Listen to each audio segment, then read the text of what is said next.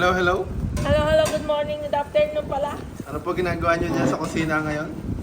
Nagkatay tayo ng hito. Ayan.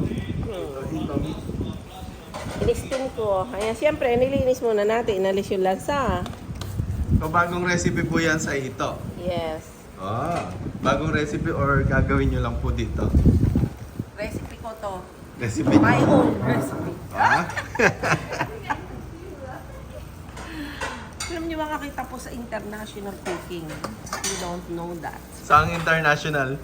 Sa US. Ay, US pa eh. Dahil ibig sabihin yung luto na yan, lalagyan natin ng apelidong US. Ang gagawin natin, Anong luto yan? hindi nyo alam, meron ako diploma ng international cooking sa US. Nag-aral ako doon. Anong luto yan? Ngayon, i-apply natin dito sa hito. In-steam muna natin ang hito, syempre. Nilinis muna and then in-steam. And then naalisin natin ang medyo malat pa ako. May tumatawag. Ayan, may tumatawag. Mamaya ka na tumawag.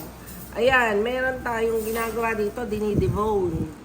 Dinidibon. Yes, inaalis natin yung mga wrinkles. Ay, wrinkles mga akadika na isnais na madulas, Sol? tinik. Ang lalaki naman po ng Balat. hito na yan. Oh. Saan po galing yan?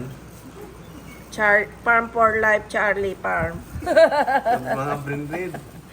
Binred natin ito, pinalaki sa ating farm. Ngayon, kinukuha ko lahat ng laman, in-steam ko, ayan.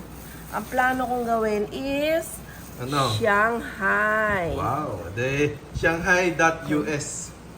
That Tesyoy Orchids. Farming. Kung ano na pangalan.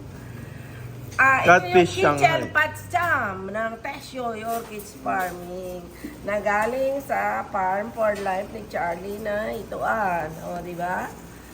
Kuha nga akong mic.